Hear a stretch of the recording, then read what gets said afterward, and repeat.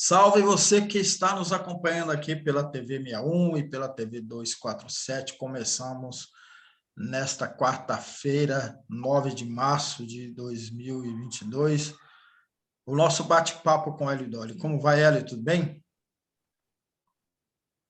Tudo bem, Negrão? Bom dia para você, para todas e para todos.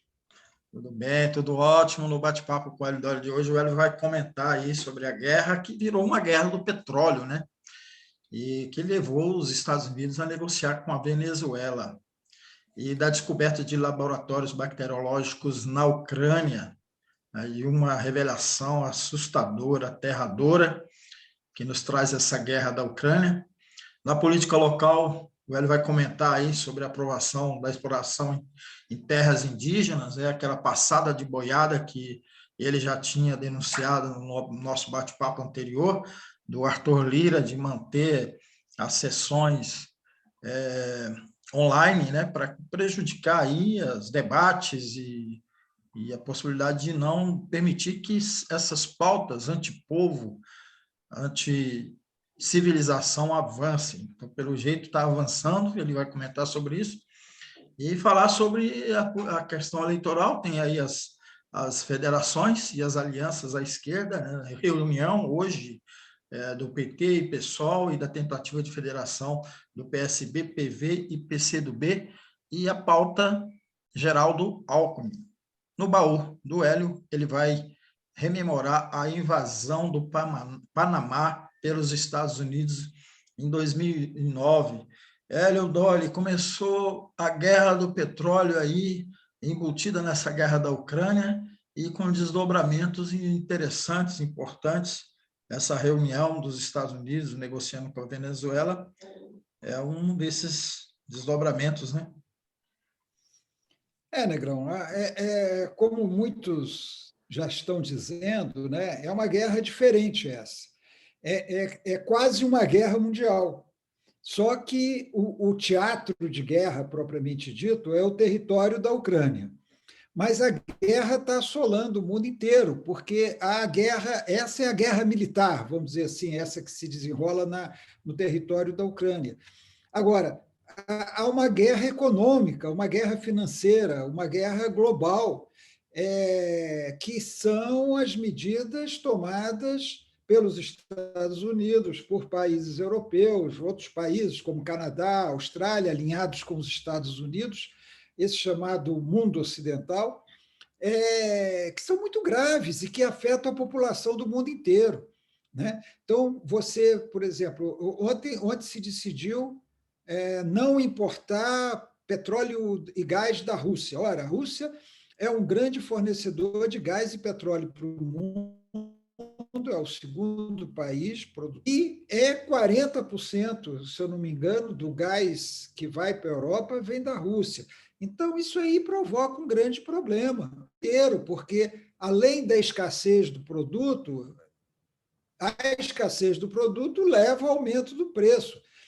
O barril do petróleo teria chegado a 128 dólares, que é muito, e uma certa russofobia que existe no mundo, a ponto de um restaurante de São Paulo tirar o estrogonofe do cardápio. Você vê que no Brasil o ridículo está presente sempre, né? Restaurante tirando estrogonofe do cardápio, é o Augusto Aras exaltando o direito da mulher escolher o sapato que quiser, o país dos ridículos. Mas, então, esse efeito chega no Brasil, tanto é que hoje uma grande discussão, tanto no Congresso quanto no governo, é como fazer para segurar o preço dos combustíveis. Eu acho que há uma preocupação excessiva com o preço da gasolina. A preocupação maior deveria ser com o preço do diesel, porque, afinal, o transporte público e o transporte de cargas, e transporte público, o transporte de passageiros, o transporte de carga, são movidos a diesel. A gasolina é para nós, que temos carro, que andamos de carro, e que temos um sistema de transporte público muito deficiente, o que muitas vezes obriga a utilizar o carro movido a gasolina. Mas, de qualquer maneira, o governo está tentando encontrar uma solução, principalmente porque está em ano eleitoral. Bolsonaro vai fazer uma reunião com ministros, Minas e Energia, Casa Civil, para discutir o assunto, e o Congresso está com alguns projetos ali para aprovar, inclusive a unificação do ICMS ou até mesmo um fundo de estabilização para o preço do petróleo. Mas a coisa não se resolve, também não vai ser no estalo. Isso aí são medidas que vão ser tomadas, aplicadas ao longo do tempo, e o efeito é muito grande sobre todo mundo. E, naturalmente, Negrão, quem vai sofrer mais? Os mais pobres. Os mais pobres em cada país vão sofrer os efeitos, como da mesma maneira. Na Rússia, a população mais pobre vai sofrer os efeitos dessas sanções que os países ditos ocidentais estão provocando. Agora, a Rússia também, eles não bobeiam, não, Negrão. Sabe, Negrão, que na Rússia, 13% da população está abaixo da linha de pobreza. 19 milhões de cidadãos russos estão abaixo da linha de pobreza. E o governo do Putin já adotou medidas compensatórias para compensar essa população que vai receber quantia, dinheiro, vários outros benefícios, para ser menos afetada por essa situação criada pelas sanções dos Estados Unidos e de outros países em represália ao ataque à Ucrânia. E, por outro lado, Negrão, aí você vê a hipocrisia que rege o mundo, né? Os Estados Unidos procuraram a Venezuela e estão negociando com a Venezuela. Veja só, até agora a Venezuela era o capeta, a Venezuela era uma ameaça à segurança dos Estados Unidos. Fizeram uma palhaçada que o Brasil embarcou nela, de colocar um tal de Juan Guaidó, que é um político medíocre, corrupto da Venezuela, ladrão, corrupto da Venezuela, e que era presidente da Câmara dos Deputados da Venezuela. Ele tem não tem maioria da população, não tem poder, não tem nada. Inventaram esse Juan Guaidó. A imprensa brasileira, como sempre, agasalhou essa bobagem de Juan Guaidó, entrevistas com embaixadora do Guaidó, com gente do Guaidó. E agora, quando os Estados Unidos precisam da Venezuela, porque a Venezuela é uma grande produtora de petróleo, embora esteja com sua produção bastante afetada pelas sanções dos Estados Unidos, que dificultam o reequipamento das refinarias, do sistema produtor de petróleo, mas também por alguns erros internos do governo da Venezuela, ela não procurou, os Estados Unidos não procuraram o Guaidó, não. Os Estados Unidos procuraram o Maduro para negociar e ver se a Venezuela se afasta da Rússia para fornecer petróleo para os Estados Unidos, substituindo o petróleo russo. E há notícias também, Negrão, de que eles estão querendo fazer a mesma coisa com o Irã. Quem diria, né? O Irã, o símbolo do mal, segundo os Estados Unidos, também é produtor, eles querem se aproximar do Irã. Quem sabe, retirar as sanções que eles aplicam. O Irã não invadiu ninguém, a Venezuela não invadiu ninguém, mas sofrem sanções. Em nome de quê? Democracia, direitos humanos, papo furado. Eles já esqueceram democracia e direitos humanos e agora eles querem o petróleo. Eles querem compensar isso aí. Então, Negro, nós estamos numa guerra, vamos dizer assim, uma guerra de tipo novo, sabe? Uma guerra em que ela não se dá apenas no campo militar, ela se dá no campo da economia internacional, das finanças internacionais, e ainda vamos ter que aprender muito com ela, porque são situações muito novas. Uma coisa é você adotar sanções contra Cuba, contra o Irã, contra a Venezuela, Nicarágua. Outra coisa é você adotar sanções contra a Rússia, uma grande potência mundial. Então, vamos ver no que vai dar isso. Agora, continua a hipocrisia, né, Negra? Você vê que há poucos dias os russos disseram que encontraram documentos, encontraram informações, à medida que eles estão ocupando o território ucraniano, da existência de pesquisas bacteriológicas na Ucrânia, laboratórios de pesquisa bacteriológica. Aí, primeiro, um silêncio, depois negativas, agora a subsecretária de Estado para Assuntos Políticos dos Estados Unidos, a Victoria Nuland, que teve um papel muito nocivo na Ucrânia antes, período anterior à guerra, ela admitiu que os Estados Unidos financiaram laboratórios biológicos, de pesquisa biológica na Ucrânia. Olha aí a coisa parecida, que está com medo dos russos destruir esses laboratórios, causar... Ora, ela está com medo por quê? Porque lá eles trabalham com antraz, com cólera, quer dizer, é guerra bacteriológica mesmo, e ela está com temor do que possa acontecer. Então, você vê armando, preparando a Ucrânia para confrontar a Rússia. Não é confrontar a Rússia, invadir a Rússia, que seria absurdo, mas para ter ali um país aliado nas fronteiras com a Rússia, né, nas fronteiras com a Rússia, reprimindo a população de origem russa em seu território. Né? Imagina se fosse o contrário, se a Rússia tivesse colocando laboratórios de pesquisa bacteriológica, mísseis, e armando um exército na Venezuela ou em Cuba, ameaçando os Estados Unidos. Ou que fosse no México, ou que fosse no Canadá. Estados Unidos certamente não aceitariam. Então, continua vigorando em todo esse processo o duplo padrão moral e a hipocrisia, inclusive na nossa imprensa, inclusive na nossa mídia, que continua fazendo aquela torcida, do jeito que a gente fala, viu, Negrão, que os comentaristas esportivos fazem a torcida para o Flamengo, a nossa imprensa torce vigorosamente pelos Estados Unidos nessa guerra. Exatamente, Hélio. Hélio, o que me chama muita atenção é que eu acho que esse ponto que você tocou, que a gente já vive uma guerra mundial e esses desdobramentos aí dessas sanções, eu tenho refletido muito sobre isso e imaginado assim, a Rússia não é qualquer coisa, né? Não é qualquer país, né? Não desprezando uma Venezuela, desprezando Cuba, não é isso, mas assim, a importância econômica que tem, né? Então, assim, a questão do petróleo está aí, a questão do gás vai afetar a Europa muito, muito sensivelmente. E eu fico até assim, só para emendar para você, concluir para você fazer sua análise, assim, Facebook, Netflix, assim, todo mundo está deixando a Rússia como se estivesse deixando uma ilha ali do Pacífico, né? Não sabe a importância que tem, e que a Rússia também tem suas redes sociais, tem toda a sua indústria cinematográfica, a indústria de streaming e tudo mais, né? Então fica assim, chega até ser engraçado. E aí eu fico imaginando assim, o dia seguinte, né? Como vai ser? Como é que esse povo vai voltar? Né? Porque eles vão querer voltar, é mercado, né?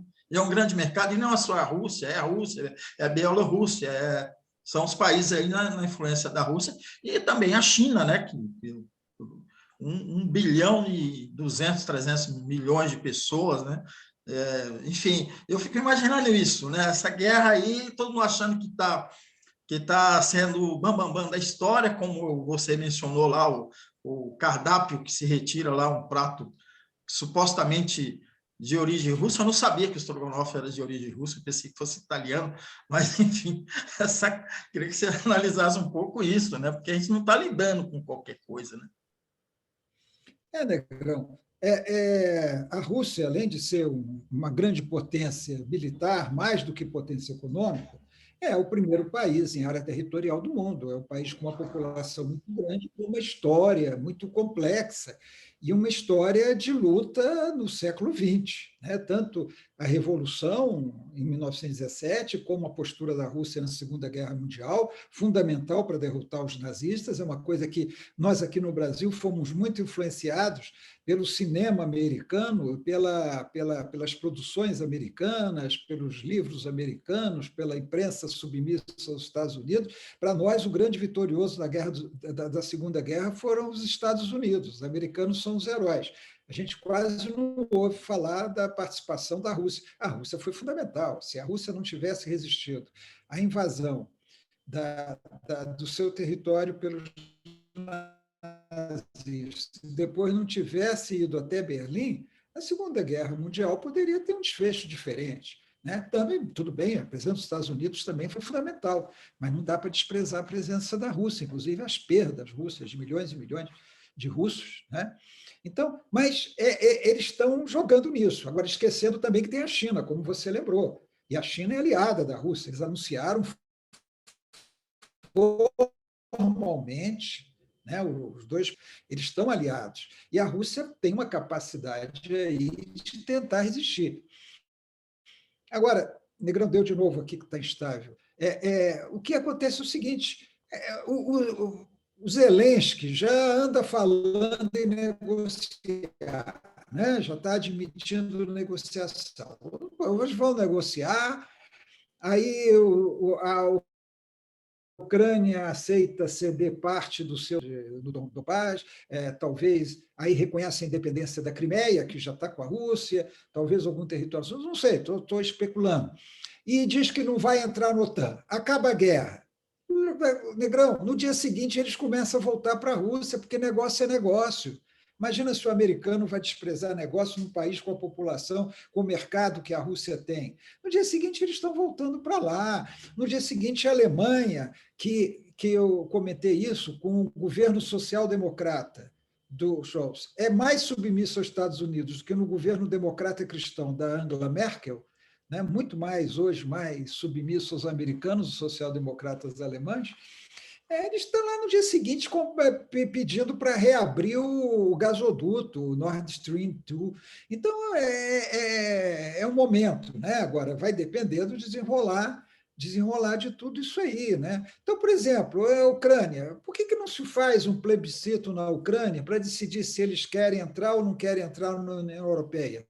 Até acho que se fizer um plebiscito no território em que não há uma grande presença de cidadãos de origem russa, pode-se ganhar a União Europeia. Agora, tem que ser um plebiscito limpo, não pode ser como foram as últimas eleições na Ucrânia. As últimas eleições na Ucrânia foram fraudadas, partidos de esquerda foram proibidos de participar, o Partido Comunista foi proibido. Então, aí não é eleição livre, não é a democracia que alguns jornalistas nossos colocam, a democracia ucraniana contra a autocracia russa. Não, a Ucrânia não é democracia, tirem isso da cabeça. A Ucrânia não é uma democracia. Mas se tiver uma fiscalização internacional, liberdade de manifestação, todas as correntes poderem se manifestar de maneira igual, não haja fraude. Um plebiscito pode resolver o problema, mantendo a autodeterminação do povo ucraniano para decidir os seus destinos, que é o que a gente deve defender sempre. Cada povo deve decidir o caminho que quer seguir. Agora, decidir de uma maneira democrática, de uma maneira transparente. Isso aí pode ser um caminho. Aí, Negrão, no dia seguinte o McDonald's está de volta para Moscou, para São Petersburgo, todos esses que saíram de lá vão voltar, e o imbecil do restaurante de São Paulo vai poder servir o estrogonofe de novo. Exatamente. Vamos voltar para o Brasil, Hélio. A movimentação política aí está se afunilando, muita movimentação, né? Mas antes de entrar na questão política eleitoral, vamos tratar aí dessa boiada que está passando, né? A aprovação da exploração em terras indígenas avançou bastante. E como é que está isso aí, Hélio? Você cantou a bola no programa passado, né? Tá Arthur perigoso. Lira passando a boiada, e um dos principais temas aí da pauta é esse, né? Está perigoso, viu, Negrão? Está perigoso porque eles estão formando uma maioria, o Arthur Lira está manobrando com a ajuda do Ricardo Barros, que é o líder do governo, e parte-se de uma mentira, viu, Negrão? Isso é grave. Parte-se de uma mentira. Qual é a mentira? De que fazer mineração em terras indígenas vai possibilitar a produção de potássio, a exploração do potássio, que é um dos fertilizantes que pode faltar no agronegócio brasileiro devido a essa guerra econômica com a Rússia. Então, parte desse princípio, a guerra é um momento favorável para aprovar esse projeto, porque o potássio está lá nas terras indígenas. É mentira. Pesquisadores, inclusive da Universidade Federal de Minas Gerais, já mostraram o seguinte: primeiro, o Brasil tem reserva de potássio até o fim do século. O Brasil não precisa explorar o potássio de terras indígenas para ter potássio até o fim do século. Segunda mentira: 2/3 do potássio que existe no Brasil estão fora da Amazônia. não estão na Amazônia, 2/3. Desses, um terço que está na Amazônia, 10% está em terras indígenas. Olha só como é que eles mentem. 10% de um terço está em terras indígenas. E são em terras indígenas ainda não demarcadas e protegidas pela FUNAI.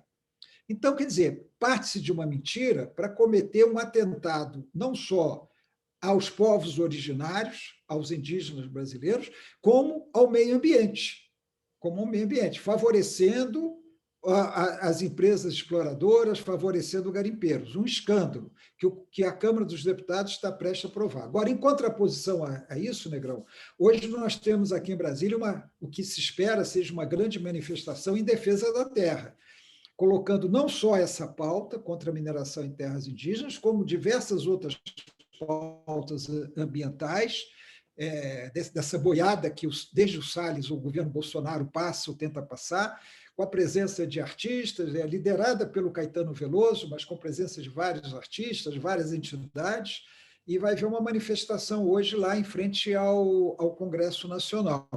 Então, o Arthur Lira está aí manobrando, está fazendo o jogo sujo dele, certamente ganhando muito dinheiro. O Arthur Lira não faz isso de graça, está ganhando dinheiro de cassino, dos lobbies, né? De cassino, de mineradoras, está fazendo o caixa dele para a eleição e talvez eu acho que ele devia fazer caixa para fugir do país depois da derrota de Bolsonaro.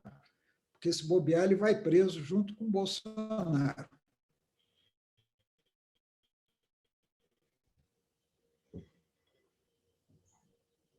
Está sem som, Negrão. Deu uma pequena travada aqui. Minha conexão aqui está muito... Está picotando um pouco o seu áudio e o seu vídeo. Hélio, vamos para a questão eleitoral, né? Hoje é um dia importante para essa definição das federações e das alianças, tem reuniões aí, PT e PSOL, a tentativa de federação do PSB, PV e PCdoB, e o destino partidário de Alckmin, né? Dentro desse caldo todo aí. Na verdade, Negrão, são dois fatos, vamos dizer, importantes. Ontem teve uma reunião do Alckmin com o PSB, com o Carlos Siqueira, que é presidente do PSB, aí houve uma não sintonia. O Carlos Siqueira disse que o Alckmin vai para o PSB e o Alckmin logo depois disse que não está decidido ainda, que ele vai estar com Lula, mas não decidiu se vai para o PSB. Mas, em secundário, eu acho que o Carlos Siqueira talvez tenha antecipado, tudo indica que o Alckmin vai para o PSB. Aí, qual é a situação que você tem? Hoje, Negrão, é incrível, mas olha só, pela primeira vez, as direções do PSOL e do PT vão se reunir para discutir as eleições de uma maneira organizada. Só hoje, pela primeira vez. Agora, o PSOL está fazendo federação com a rede. O PT está fazendo uma federação que ele quer que seja com PSB, PV e PCdoB. Agora, muita gente no PSB, e hoje tem uma reunião dessa federação, desses 4 partidos, PSB, PT, PV e PCdoB. Tem uma reunião hoje que o Carlos Siqueira convocou. Então, há uma expectativa dupla em relação a essa reunião. Tanto pode ser por Carlos Siqueira dizer, olha, vamos continuar a federação dos 4, como pode ser por Carlos Siqueira, olha, nós não vamos estar na federação, nós vamos apoiar o Lula, vamos nos coligar para apoiar o Lula, mas não estaremos na federação. Então, por isso que eu digo, hoje é um dia importante. Primeiro, esse entendimento com o PSOL, para ver se realmente o pessoal vai apoiar o Lula. E segundo, essa permanência ou não da federação dos 4. Essa federação dos 4 pode se transformar numa federação dos 3, participar dela. Então, assim, nós temos um prazo, Negrão, até 2 de abril para as coisas se definirem mais claramente. Porque é o seguinte, 2 de abril, até lá espera-se que já se definam quais são as federações para que o TSE as aprove até o fim de maio, e é o prazo para se filiar a partido. Todo mundo tem que decidir agora para que partido vai. Depois de 2 de abril, está preso, é refém do partido. É uma falha da legislação brasileira. Você está refém do partido. Você fala assim, eu fiquei no partido tal porque eu sou candidato a governador desse partido. Aí, depois do 2 de abril, o partido resolve te dar um golpe, fala assim, você não vai ser nosso candidato mais não, nós mudamos de ideia. Você não tem mais caminho, porque você não pode mais mudar de partido, depois de 2 de abril. Então, até o fim do mês, nós vamos ter essas definições todas e essas reuniões de hoje podem ajudar bastante aí o caminho ir se definindo. Só um pouquinho, tem um barulho aqui onde eu estou. Alguém com a Você furadeira tá... aqui. Vamos então para o baú do Hélio, né? No baú do Hélio de hoje, ele vai rememorar a invasão do Panamá pelos Estados Unidos em 1989, desculpe. É importante essa série que o Hélio traz aqui no baú para mostrar essa hipocrisia aí, né? De todo mundo, né? Estados Unidos, quando quer invadir, invade e ganha aplausos, né? Hélio, como é que foi? Você estava onde em 1989? Você acha que você estava na campanha do Lula, né?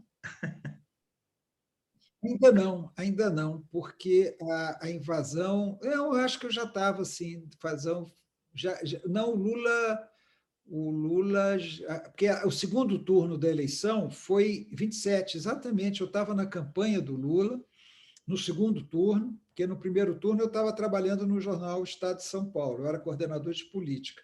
Mas aí, quando o Lula e o Collor foram para o segundo turno, eu fui para São Paulo trabalhar na campanha do Lula.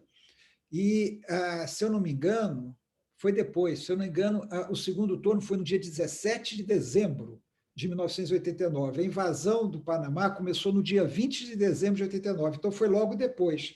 Eu sei, Negrão, que na época eu não acompanhei muito essa questão da invasão. Claro, não acompanhei pela imprensa. Eu não me liguei diretamente a acompanhar isso, mas foi mais uma dessas invasões, das inúmeras invasões que os Estados Unidos fizeram em vários países, inclusive vários países da América Latina. Chamou Operação Justa Causa, Negrão.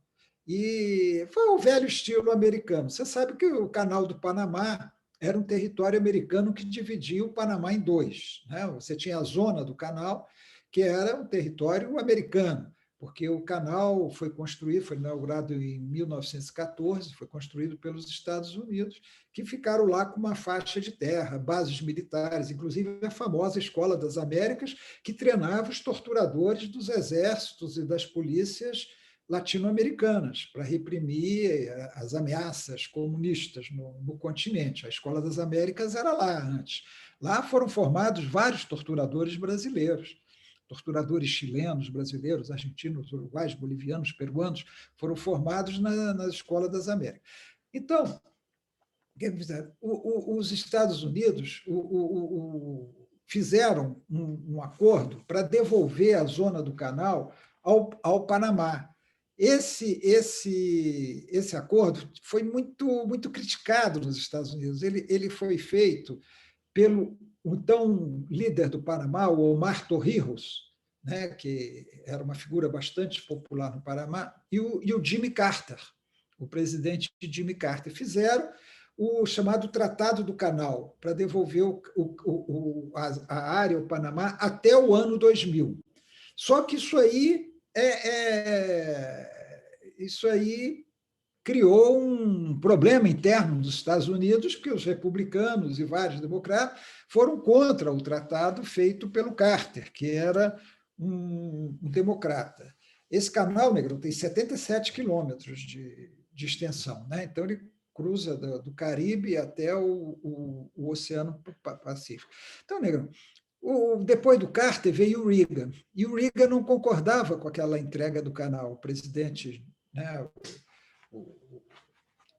desculpe, o Bush, o George W. Bush, não concordava com a entrega do canal.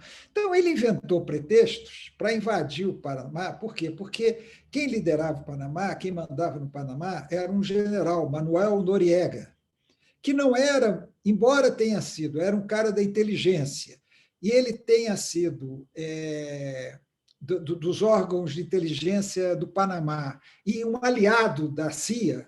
ele era um aliado da CIA, comprovadamente ele colaborava com a CIA no Panamá, ele começou a desagradar os Estados Unidos desde 83, quando ele assumiu mais poderes no Panamá, né?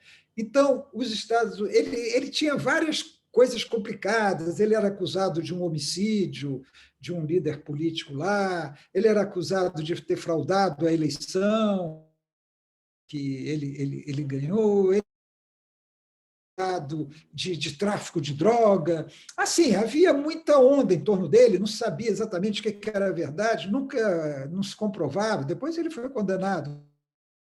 Os Estados Unidos usou essa desculpa, para ter o pretexto para invadir o Panamá. Qual era a desculpa? Que a Justiça do Panamá tinha condenado Noriega por tráfico, a Justiça dos Estados Unidos, desculpe, condenou Noriega por tráfico de droga. Aí o que aconteceu? Em vez de pedir a extradição do Noriega, que é o caminho legal, não, vamos lá pegar o Noriega. Não vamos pedir extradição ao governo do Panamá, porque o governo do Panamá não vai dar a extradição do Noriega, a justiça americana o condenou. Então, o que a gente faz? A gente vai lá e invade o Panamá, né? A solução fácil dos Estados Unidos. E vamos lembrar que, desde 79, tinha um governo de esquerda na Nicarágua, ali logo ao lado, né? Era a vitória da Frente Sandinista de Libertação, em 69, liderada pelo Daniel Ortega, que é hoje, de novo, o presidente da Nicarágua. Então, começou a ter vários conflitos entre Panamá e Estados Unidos. Uma hora, eles resolveram invadir o Panamá. Foram 26 mil homens e mulheres, né? mil militares americanos que invadiram o Panamá, Noriega. Eu vou resumir a história por causa do horário. Foram 26 mil que invadiram. As Forças Armadas do Panamá tinham 12 mil militares. Então, você vê que já invadiu com uma força monumental. E não teve essas preocupações que os Estados Unidos têm em relação aos ucranianos, não. Bombardearam mesmo, mataram mesmo. Né? Foi vamos dizer assim, foi um morticínio mesmo de civis no Panamá. Eu tenho os números aqui. Olha, foram cerca de 3.500 civis panamenhos que morreram. 3.500 civis panamenhos, 314 militares panamenhos, morreram 23 militares americanos e um civil americano. Então, você vê a desproporção dessa guerra. Né? Um procurador dos Estados Unidos, o Ramsey Clark, depois disse que foram 4 mil civis mortos, mas o número que geralmente se fala é de 3.500 civis. Então, foi um massacre, bombardearam. Tem um bairro lá na cidade do Panamá chamado Chorrillo, se eu não me engano, que foi um massacre. A polícia entrou lá, massacrou a população. E aí, Negrão, aí só te corrigir um pouco, a ONU condenou, viu, Negrão? A ONU condenou igualzinho condenou agora. Eu anotei aqui os números, foram 75 votos condenando a invasão do Panamá pelos Estados Unidos, contra 20 que ficaram do lado dos americanos. Entre eles, naturalmente, a França, o Reino Unido, ficaram lá, apoiaram a invasão americana. E 40 abstenções. Então, você vê, para o tamanho da ONU na época, foi um resultado, claro, houve mais voto contra do que teve agora, né, em relação à Rússia, mas foi um resultado muito negativo para os Estados Unidos na ONU. Depois a Organização dos Estados Americanos também condenou. Mas, olha, ficou por isso mesmo. Ninguém falou em Tribunal Internacional de Haia, massacre de civis, ninguém se preocupou com cidadãos panamenhos, né, que eram vítimas, porque eles foram lá prender Noriega. E aí, para terminar, Negrão, que o nosso tempo já foi, só para condenar um fato interessante. O Noriega se escondeu. Foi impossível resistir a essa força avassaladora dos Estados Unidos, que, como a gente viu, sem Granada, eles mobilizaram o que mobilizaram para pegar uma ilha de 96 mil habitantes. Imagina o Panamá, que ainda tinha a zona do Canal e tinha as tropas americanas já ainda estacionadas na zona do Canal, porque o tratado ainda não tinha se consumado. Né? Então, imagina o massacre que foi. Aí o Noriega acabou, ele se asilou na Embaixada do Vaticano. Olha só, o direito internacional protege o asilo e protege as embaixadas. Primeiro, os Estados Unidos invadiram a embaixada da Nicarágua. Olha só, né? Esses paladinos de defesa, isso ninguém lembra, né? Os paladinos do direito internacional, dos direitos humanos, invadiram a embaixada da Nicarágua porque a Nicarágua tinha um governo de esquerda na época. Eles temiam que a Nicarágua se transformasse numa nova Cuba, né?